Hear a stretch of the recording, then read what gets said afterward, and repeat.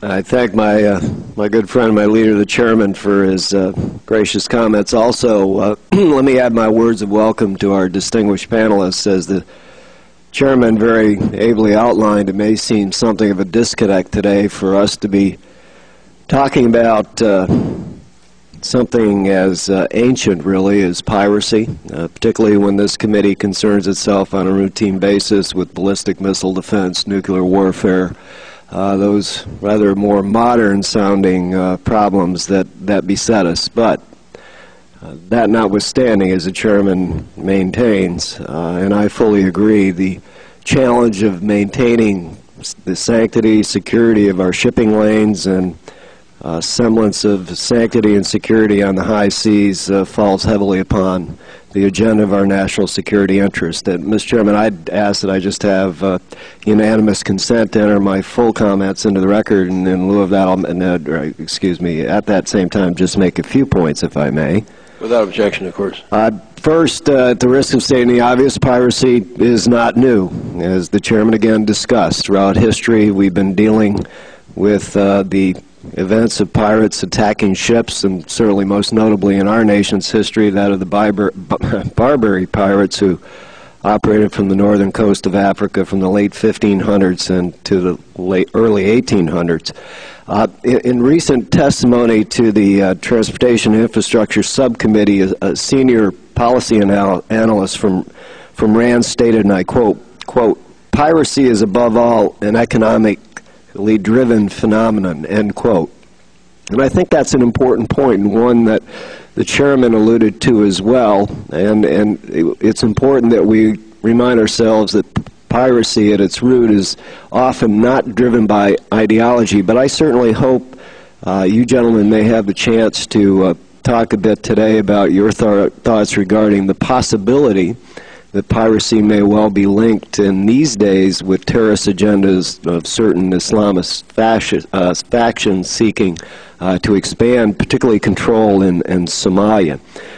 Second, I think it's important to remember piracy is a criminal activity. International law defines piracy as such a criminal act and requires all nations to work effectively together to suppress that activity. And therefore, counter-piracy efforts must include coordinated maritime enforcement provisions. The chairman talked about CTF 151, and it's an important coalition. We have 20 countries operating, as you gentlemen all know so very well, in combating piracy in the region, including Russia, China, India, Germany, Denmark, and Iran.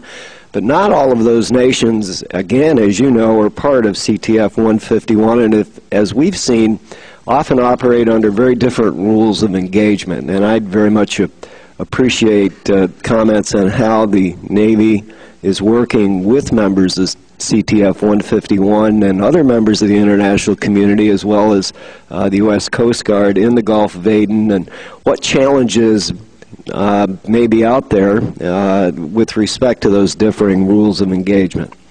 Thirdly, I think we have to put this in a broader context. There's a significant increase in the number of attacks in the Gulf of Aden particularly, and the chairman cited the data that shows how the larger percentage of worldwide attacks has begun to focus very heavily statistically in that region and in the Somali coastal areas. But just last month at a press conference, Vice Admiral Gortney, you may recall having commented that quote, "Your chances of being successfully pirated is 0.13%, end quote. In other words, as significant a problem as this is, the chances of being a target of piracy remains low. That's important not to diminish the challenge before us, but rather to try to put it, as I said, in a larger context. The U.S. Navy, and America, of course, has committed two of its largest surface combatants and the only deployable San Antonio-class amphibious transport ship to counter piracy efforts in this region. In short, we're throwing thousands of soldiers and, sailors and Marines at this fight, and almost a dozen vessels. And I think we have to ask ourselves, given the demands on U.S. forces in support of OIF and OEF and NAVCENT's priority mission of partnership, strength, and presence, how do we use this challenge to better integrate ourselves with our allies and our international partners to make sure that we're not carrying, as perhaps one might argue in other parts of the world, too great burden. With that, Mr. Chairman, let me just say again how happy I am that you had the foresight and concern to call this hearing, and look forward to our witnesses' comments and the remainder of this event. Now I'll yield back.